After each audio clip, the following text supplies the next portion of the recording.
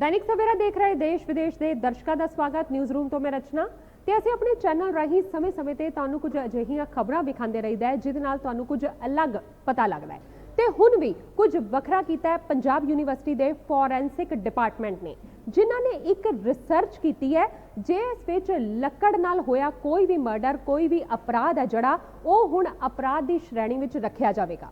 क्योंकि पहले लक्कड़ नाल कीता गया कोई भी अपराध है जड़ा वो जुर्म की श्रेणी में नहीं सी आंदा, इसका कोई प्रूफ नहीं सी हुंदा। लेकिन उन्हां दी इस रिसर्च तो बाद हुण लक्कड़ नाल कीता गया कोई भी अपराध है जड़ा वो जुर्म की श्रेणी में होएगा।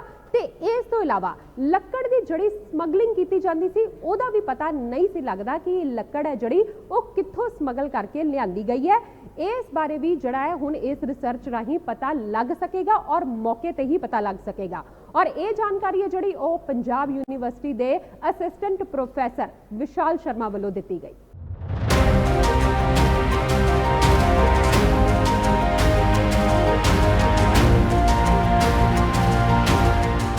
अक्सर देखते हैं कि ऐसी कुछ ਜਿਹੜੇ जुर्म ਲੱਕੜ ਦੇ ਨਾਲ ਹੁੰਦੇ ਲੇਕਿਨ ਉਹ ਕੋਰਟ ਦੇ ਵਿੱਚ ਪ੍ਰੂਵ ਨਹੀਂ ਹੋ ਪਾਉਂਦੇ ਤੇ ਜਿਹੜਾ ਦੋਸ਼ੀ ਹੈ ਉਹ ਬੜੀ ਆਸਾਨੀ ਨਾਲ ਜੇਲ੍ਹ ਤੋਂ ਛੁੱਟ ਜਾਂਦਾ ਹੈ। ਲੇਕਿਨ ਆਉਣ ਵਾਲੇ ਸਮੇਂ ਦੇ ਵਿੱਚ ਜਿਹੜਾ ਲੱਕੜ ਨਾਲ ਕੀਤਾ ਗਿਆ ਅਪਰਾਧ ਹੈ ਉਹ ਵੀ ਹੁਣ ਅਪਰਾਧ ਦੀ ਸ਼੍ਰੇਣੀ ਦੇ ਵਿੱਚ ਹੀ ਗਿਣਿਆ ਜਾ ਸਕੇਗਾ, ਕਿਉਂਕਿ ਇਸ ਤੇ ਹੁਣ ਇੱਕ ਰਿਸਰਚ ਜਿਹੜੀ ਪੰਜਾਬ ਯੂਨੀਵਰਸਿਟੀ ਦੇ ਫੋਰੈਂਸਿਕ ਡਿਪਾਰਟਮੈਂਟ ਵੱਲੋਂ ਕੀਤੀ ਗਈ ਹੈ। ਡਾਕਟਰ ਵਿਸ਼ਾਲ ਸ਼ਰਮਾ ਜਿਹੜੇ ਕਿ ਅਸਿਸਟੈਂਟ ਪ੍ਰੋਫੈਸਰ ਫੋਰੈਂਸਿਕ ਡਿਪਾਰਟਮੈਂਟ ਦੇ, ਉਹਨਾਂ ਵੱਲੋਂ ਇੱਕ ਰਿਸਰਚ ਕੀਤੀ ਗਈ ਹੈ। ਕੀ ਰਿਸਰਚ ਹੈ ਇਹਦੇ ਬਾਰੇ ਖੁਦ ਗੱਲ ਕਰਦੇ हैं डॉक्टर विशाल शर्मा जी नाल। डॉक्टर साहब सब तो पहले स्वागत है तुहाडा। हाँ जी, थैंक यू। डॉक्टर साहब एक की रिसर्च तुसीं कीती है कि ਲੱਕੜ ਦੇ ਨਾਲ ਜਿਹੜਾ ਕ੍ਰਾਈਮ ਹੁੰਦਾ ਸੀਗਾ ਉਹ ਪਹਿਲਾਂ ਜੁਰਮ ਦੀ ਸ਼੍ਰੇਣੀ ਦੇ ਵਿੱਚ ਨਹੀਂ ਆਂਦਾ ਸੀ, ਉਸ ਨੂੰ ਐਜ਼ ਏ ਪ੍ਰੂਫ ਨਹੀਂ ਗਿਣਿਆ ਜਾਂਦਾ ਸੀਗਾ, ਕੀ ਹੁਣ ਇਹ ਗਿਣਿਆ ਜਾਏਗਾ? ਇਹਦੇ 'ਚ ਸਰ ਇਵੇਂ ਹੈ ਕਿ ਜਿਵੇਂ ਸਪੋਜ਼ ਤੁਸੀਂ ਕੋਈ ਵੀ ਐਵੀਡੈਂਸ ਨੂੰ ਐਨਾਲਾਈਜ਼ ਕਰਦੇ ਹੋ ਤੇ ਤੁਸੀਂ ਅਗਰ ਉਹਨੂੰ ਸਾਇੰਟੀਫਿਕਲੀ ਐਨਾਲਾਈਜ਼ ਕਰ ਰਹੇ ਹੋ ਤਾਂ ਸਟੈਟਿਸਟਿਕਲੀ ਅਗਰ ਤੁਸੀਂ ਪ੍ਰੂਵ ਕਰਦੇ ਹੋ ਉਹਨੂੰ ਤਾਂ ਉਹਨੂੰ ਕੋਰਟ ਉਹਨੂੰ ਮੰਨਦਾ ਹੈ। But if it is not with that scientific method, ਅਗਰ ਉਹ ਕਿਸੇ ਸਾਇੰਟੀਫਿਕ ਮੈਥਡ ਦੇ ਨਾਲ ਨਹੀਂ ਕੀਤਾ ਗਿਆ ਹੈ ਜਿਹਦੇ 'ਚ ਕੁਆਂਟੀਟੇਟਿਵਨੈਸ ਡਾਟਾ 'ਚ ਨਹੀਂ ਹੈਗੀ ਤੇ ਉਹਦੇ 'ਚ ਪ੍ਰੋਬਲਮ ਆ ਸਕਦੀ ਹੈ ਕੋਰਟ ਪੁਆਇੰਟ ਆਫ ਵਿਊ ਸੇ। ਸੋ ਉਹਨੂੰ ਦੇਖਦੇ ਹੋਏ ਆਪਾਂ ਇੱਕ ਸਾਡੀ ਲੈਬ 'ਚ ਰਿਸਰਚ ਆਪਾਂ ਇੱਕ ਕੀਤੀ ਹੈ ਤੇ ਉਹਨੂੰ ਪਬਲਿਸ਼ ਕਰ ਲਿਆ ਗਿਆ ਹੈ। ਵਾਈਬ੍ਰੇਸ਼ਨਲ ਸਪੈਕਟ੍ਰੋਸਕੋਪੀ ਦਾ ਰਿਪਿਊਟਡ ਜਰਨਲ ਹੈ, ਉਹਦੇ 'ਚ ਉਹਨੂੰ ਆਪਾਂ ਪਬਲਿਸ਼ ਕੀਤਾ ਹੈ। ਤੇ ਉਹਦੇ ਲਈ ਆਈਡੀਆ ਇਹੀ ਸੀਗਾ ਕਿ ਲੱਕੜ ਦੇ ਡਿਫਰੈਂਟ ਤਰ੍ਹਾਂ ਦੀ ਸਪੀਸ਼ੀਜ਼ ਦੇ ਸੈਂਪਲ ਲੈ ਕੇ ਉਹਨੂੰ ਡਿਸਕ੍ਰਿਮੀਨੇਟ ਕਰਨਾ, ਉਹਨੂੰ ਕਲਾਸੀਫਾਈ ਕਰਨਾ, ਉਹਦੀ ਸਪੀਸ਼ੀਜ਼ ਆਇਡੈਂਟੀਫਾਈ ਕਰਨਾ। ਜਾਂ ਇਹਦੇ 'ਚ ਇਹ ਸਾਨੂੰ ਸਾਹਮਣੇ ਆ ਰਿਹਾ ਸੀ ਕਿ ਅਗਰ ਸਪੋਜ਼ 2 ਸੈਂਪਲ ਲੱਕੜ ਦੇ ਅਗਰ ਉਹਨਾਂ ਦਾ ਇਹ ਅਸਰਟਨ ਕਰਨਾ ਕਿ ਉਹਨਾਂ ਦਾ ਸੋਰਸ ਸੇਮ ਹੈਗਾ ਜਾਂ ਨਹੀਂ ਹੈਗਾ, ਇੱਦਾਂ ਬਿਕੋਜ਼ ਇੱਦਾਂ ਦੀਆਂ ਕੁਐਰੀਆਂ ਕੋਰਟ 'ਚ ਆ ਹੋਰ ਕਿਤੇ ਇਹਦੀ ਰਿਕੁਆਇਰਮੈਂਟ ਹੁੰਦੀ ਹੈ, ਉਹਨੂੰ ਬੇਸ ਬਣਾ ਕੇ ਆਪਾਂ ਇਹ ਮੈਥਡ ਬਣਾਇਆ ਹੈ। ਤੇ ਇਹ ਅਪਰਾਧ ਦੀ ਸ਼੍ਰੇਣੀ ਦੇ ਵਿੱਚ ਹੁਣ ਕਿੰਨਾ ਲਾਭਦਾਇਕ ਸਾਬਤ ਹੋਏਗਾ ਕਿ ਜਦੋਂ ਇਸ ਤਰ੍ਹਾਂ ਦੇ ਕੁਝ ਐਵੀਡੈਂਸ ਹੋਣਗੇ ਕਿ ਉਸ ਨੂੰ ਐਜ਼ ਏ ਪ੍ਰੂਫ ਗਿਣਿਆ ਜਾ ਸਕੇ? ਕਿਉਂਕਿ ਸਾਡੇ ਮੈਥਡ 'ਚ ਪਿਓਰਲੀ ਸਾਇੰਟੀਫਿਕਲੀ ਆਪਾਂ ਉਹਨੂੰ ਮੈਥਡ ਨੂੰ ਯੂਜ਼ ਕੀਤਾ ਹੋਇਆ, ਸਪੈਕਟ੍ਰੋਸਕੋਪਿਕ ਮੈਥਡ ਲਗਾਏ ਹੈ, ਨਾਲੇ ਉਹਨੂੰ ਵੈਲੀਡੇਟ ਕੀਤਾ ਹੈ ਸਟੈਟਿਸਟਿਕਸ ਦੇ ਮੈਥਡਸ ਦੇ ਨਾਲ, ਤੇ ਟੋਟਲੀ ਸਾਇੰਟੀਫਿਕ ਹੈ। ਤੇ ਆਈ ਸਪੋਜ਼ ਕਿ ਉਹਨੂੰ ਯੂਜ਼ ਕੀਤਾ ਜਾ ਸਕਦਾ ਹੈ। Different forensic laboratories organisation use ਕਰ ਸਕਦੀਆਂ ਕਿਉਂਕਿ ਸਾਡੀ ਰਿਸਰਚ ਪਬਲਿਸ਼ ਹੋ ਗਈ ਹੈ, ਵੈਲੀਡੇਟ ਹੋ ਗਈ ਹੈ, ਨਾਲੇ ਪਬਲਿਕ ਡੋਮੇਨਸ 'ਚ ਹੈਗੀ ਹੈ ਤੇ ਉਹ ਯੂਜ਼ ਕਰ ਸਕਦੇ ਆ। ਡਾਕਟਰ ਸਾਹਿਬ ਹੁਣ ਤੱਕ ਅਗਰ ਕੋਈ ਅਪਰਾਧ ਹੁੰਦਾ ਸੀਗਾ, ਫੋਰ ਐਗਜ਼ਾਮਪਲ ਅਗਰ ਕਿਸੇ ਦਾ ਜਿਹੜਾ ਮਰਡਰ ਹੋਇਆ ਹੈ ਉਹ ਲੱਕੜ ਦੇ ਕਿਸੇ ਵੈਪਨ ਨਾਲ ਕੀਤਾ ਗਿਆ ਹੈ, ਕਿ ਉਹ ਕਾਊਂਟ ਹੁੰਦਾ ਸੀਗਾ, ਉਹਦੇ 'ਚ ਗਿਣਿਆ ਜਾਂਦਾ ਸੀਗਾ ਉਸ ਲੱਕੜ ਦੇ ਨਾਲ ਕੀਤਾ ਗਿਆ ਅਗਰ ਉਹ ਨਹੀਂ ਮਿਲਦਾ ਸੀ ਉਹਦਾ ਜ਼ਿਆਦਾ ਕੋਈ ਪ੍ਰੂਫ? ਕਿਉਂਕਿ ਇਹਦੇ 'ਚ ਮੈਂ ਜ਼ਿਆਦਾ ਤਾਂ ਨਹੀਂ ਦੱਸ ਸਕਦਾ ਕਿਉਂਕਿ ਇਹ ਤਾਂ forensic laboratories point of view ਉਹਨਾਂ ਦੇ ਉਹਦੇ 'ਚ ਪ੍ਰੀਵਿਊ 'ਚ ਆਉਂਦਾ, ਲੇਕਿਨ ਨੋਰਮਲੀ ਇੱਦਾਂ ਹੀ ਮੰਨਿਆ ਜਾਂਦਾ ਸੀ ਕਿ ਸ਼ਾਇਦ ਇਸ ਐਵੀਡੈਂਸ ਦੀ ਇੰਨੀ ਜ਼ਿਆਦਾ ਵੈਲਿਊ ਨਹੀਂ ਹੈ ਬਿਕੋਜ਼ ਨੋਰਮਲੀ ਸਾਇੰਟੀਫਿਕਲੀ ਉਹਨੂੰ ਆਪਾਂ ਐਨਾਲਾਈਜ਼ ਨਹੀਂ ਕਰ ਸਕਦੇ। ਜਿਹੜੇ ਮੈਥਡਸ ਆਲਰੇਡੀ ਵੀ ਹੈਗੇ ਉਹਨੂੰ ਮਾਈਕਰੋਸਕੋਪਿਕਲੀ ਐਨਾਲਾਈਜ਼ ਕਰਦੇ ਹੈ ਤੇ ਉਹਦੇ 'ਚ ਕੁਆਂਟੀਟੇਟਿਵਨੈਸ ਬਹੁਤ ਜ਼ਿਆਦਾ ਹੈਗੀ ਹੈ। ਤੇ ਲੱਕੜ ਦੀ ਕਾਫੀ ਜ਼ਿਆਦਾ ਜਗ੍ਹਾ 'ਤੇ ਅਸੀਂ ਵੇਖਿਆ ਕਿ ਸਮਗਲਿੰਗ ਵੀ ਹੁੰਦੀ ਹੈ, ਫੜੀ ਜਾਂਦੀ ਹੈ ਕਾਫੀ ਜ਼ਿਆਦਾ ਲੱਕੜ, ਲੇਕਿਨ ਇਹ ਨਹੀਂ ਪਤਾ ਲੱਗ ਪਾਉਂਦਾ ਉਹਦਾ ਅਸਲ ਸੋਰਸ ਕਿਹੜਾ ਹੈਗਾ, ਕਿੱਥੋਂ ਦੀ ਲੱਕੜ ਹੈ, ਕਿਹੜੀ ਕੁਆਲਿਟੀ ਦੀ ਲੱਕੜ ਹੈ। ਉਹਦੇ ਬਾਰੇ ਵੀ ਹੁਣ ਕੋਈ ਸਾਇੰਟੀਫਿਕਲ ਮੈਥਡ ਨਾਲ ਉਸ ਨੂੰ ਲੱਭਿਆ? ਕਿਉਂਕਿ ਸਾਡੇ ਮੈਥਡ ਦੇ ਨਾਲ ਦੋਨੋਂ ਆਬਜੈਕਟਿਵ ਪੂਰੇ ਹੁੰਦੇ ਆ। ਇੱਕ ਤਾਂ ਅਗਰ ਪਹਿਲਾਂ ਆਪਾਂ ਗੱਲ ਕਰੀਏ ਕਿ ਕਿਸੇ ਨੂੰ ਸੇ ਲੱਕੜ ਨਾਲ ਕੋਈ ਚੋਟ ਪਹੁੰਚਾਈ ਗਈ ਤੇ ਲੱਕੜ ਦਾ ਫਰੈਗਮੈਂਟ ਉਹਦੀ ਬਾਡੀ ਦੇ ਅੰਦਰ ਹੈਗਾ ਤੇ ਉਹ ਲੱਕੜ ਵੀ ਬਾਅਦ ਚ ਫੜੀ ਜਾਂਦੀ ਹੈ ਜਾਂ ਸੇ ਕੋਈ ਬੇਸਬਾਲ ਬੈਟ ਸੀਗਾ ਜਾਂ ਇਦਾਂ ਦਾ ਕੋਈ ਹਥਿਆਰ ਸੀਗਾ ਤੇ ਉਹਨੂੰ ਦੋਨਾਂ ਨੂੰ ਸੋਰਸ ਆਪਾਂ ਸਰਟਨ ਕਰ ਸਕਦੇ ਇਸ ਮੈਥਡ ਨਾਲ।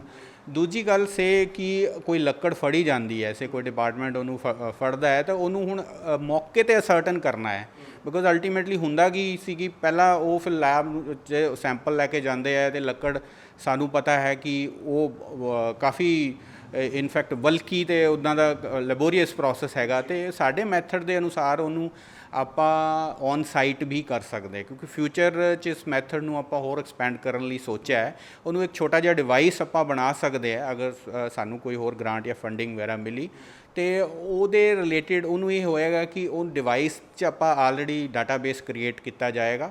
ਡਾਟਾਬੇਸ ਵੀ ਆਪਾਂ ਨੈਸ਼ਨਲ ਵਾਈਜ਼ ਵੀ ਕਰ ਸਕਦੇ ਹਾਂ, ਰੀਜਨ ਵਾਈਜ਼ ਵੀ ਕਰ ਸਕਦੇ ਹਾਂ, ਸੋ ਦੈਟ ਉਸ ਸਪੀਸ਼ੀਜ਼ ਦਾ ਪਤਾ ਲੱਗੇ ਵੀ ਕਿਹੜੀ ਏਰੀਆ ਤੋਂ ਆਇਆ ਹੈ।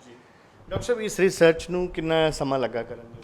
ਇਹਨੂੰ ਲਗਭਗ 1 ਸਾਲ ਲੱਗਿਆ ਤੇ ਆਈਡੀਆ ਸੀਗਾ ਮੇਰੇ ਦਿਮਾਗ 'ਚ। ਇਹ ਆਈਡੀਆ ਫਿਰ ਮੈਂ ਆਪਣਾ ਇੱਕ ਕੋਲੈਬੋਰੇਟਰ ਹੈਗੇ ਆ ਮੈਂਡਲ ਯੂਨੀਵਰਸਿਟੀ ਬਰਨੋ ਚੈਕ ਰਿਪਬਲਿਕ 'ਚ ਡਾਕਟਰ ਪਵਨ ਮਿਸ਼ਰਾ, ਉਹਨਾਂ ਨਾਲ ਸ਼ੇਅਰ ਕੀਤਾ। ਫਿਰ ਉਹਨਾਂ ਤੋਂ ਈਵਨ ਮੈਂ ਹੈਲਪ ਵੀ ਲਈ ਕਿ ਸੈਂਪਲ ਮੈਨੂੰ ਹੋਰ ਡਿਫਰੈਂਟ ਚਾਹੀਦੇ ਸੀਗੇ ਤਾਂ ਇੰਡੀਆ ਤੋਂ ਬਾਹਰ ਦੇ ਸੈਂਪਲ ਮੈਂ ਉੱਥੋਂ ਤੋਂ ਮੰਗਾਏ, ਇੰਡੀਆ ਦੇ ਸੈਂਪਲ ਮੈਂ ਇੱਥੋਂ ਕਲੈਕਟ ਕਰਕੇ ਤੇ ਆਪਾਂ ਟੀਮ ਵਰਕ 'ਚ ਇਹ ਕੰਮ ਕੀਤਾ ਤੇ ਇਹਨੂੰ ਹੁਣ ਆਪਾਂ ਪਬਲਿਸ਼ ਕਰ ਲਿਆ।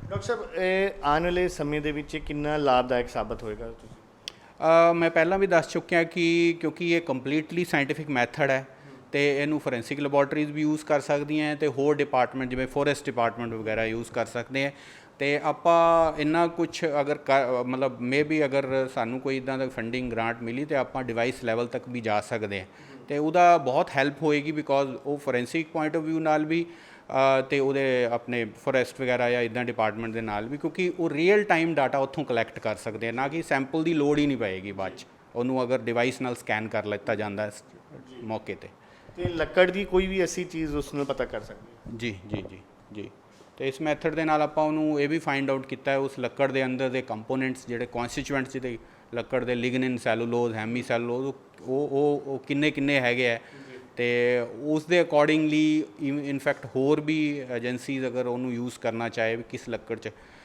ਕਿਹੜਾ ਕੰਪੋਨੈਂਟ ਪ੍ਰੈਜ਼ੈਂਟ ਹੈ ਕਿਹੜਾ ਨਹੀਂ ਹੈ ਉਹਨੂੰ ਵੀ ਯੂਜ਼ ਕਰ ਸਕਦੇ ਆ।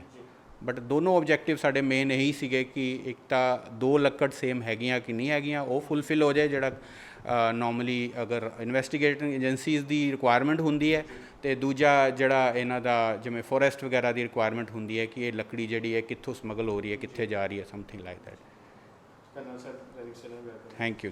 ਬਿਲਕੁਲ ਤੁਸੀਂ ਸੁਣਿਆ ਇਹ ਡਾਕਟਰ ਵਿਸ਼ਾਲ ਸ਼ਰਮਾ ਜੀ ਜਿਹੜੇ ਕਿ ਸਾਨੂੰ ਦੱਸ ਰਹੇ ਸੀ ਕਿ ਕਿਵੇਂ ਇੱਕ ਰਿਸਰਚ ਹੁਣ ਸਾਡੇ ਭਵਿੱਖ ਦੇ ਵਿੱਚ ਇੱਕ ਕਾਫੀ ਲਾਭਦਾਇਕ ਸਿੱਧ ਹੋਣ ਵਾਲੀ ਕਿਉਂਕਿ ਹੁਣ ਫੋਰੈਂਸਿਕ ਸਾਇੰਸ ਦੇ ਵਿੱਚ ਜਿਹੜੇ ਲੱਕੜ ਦੇ ਨਾਲ ਜਿਹੜੇ ਇਸਤੇਮਾਲ ਕੀਤੇ ਗਏ ਜਿਹੜੇ ਕੁਝ ਇਸ ਤਰ੍ਹਾਂ ਦੇ ਅਪਰਾਧ ਸੀਗੇ ਉਹਨਾਂ ਦੇ ਵਿੱਚ ਹੁਣ ਅਪਰਾਧ ਦਾ ਵੀ ਪਤਾ ਲਗਾਇਆ ਜਾ ਸਕੇਗਾ ਤੇ ਨਾਲ ਜਿਹੜਾ ਖਾਸ ਤੌਰ ਤੇ ਗੱਲ ਕੀਤੀ ਕਿ ਉਹ ਜਿਹੜੇ ਆਬਜੈਕਟਿਵਸ ਹੈਗੇ ਹੈ ਜਿਹੜੇ ਸਪੀਸ਼ੀਜ਼ ਦਾ ਵੀ ਹੁਣ ਪਤਾ ਲੱਗ ਸਕੇਗਾ ਤੇ ਇੱਕ ਜਿਹੜੀ ਰਿਸਰਚ ਹੈ ਪੰਜਾਬ ਯੂਨੀਵਰਸਿਟੀ ਵੱਲੋਂ ਕੀਤੀ ਗਈ ਜਿਸ ਨੂੰ ਤਕਰੀਬਨ 1 ਸਾਲ ਲੱਗਿਆ ਤੇ ਹੁਣ ਇਹ ਪਬਲਿਕ ਡੋਮੇਨ ਦੇ ਵਿੱਚ ਆ ਵੀ ਚੁੱਕੀ ਹੈ।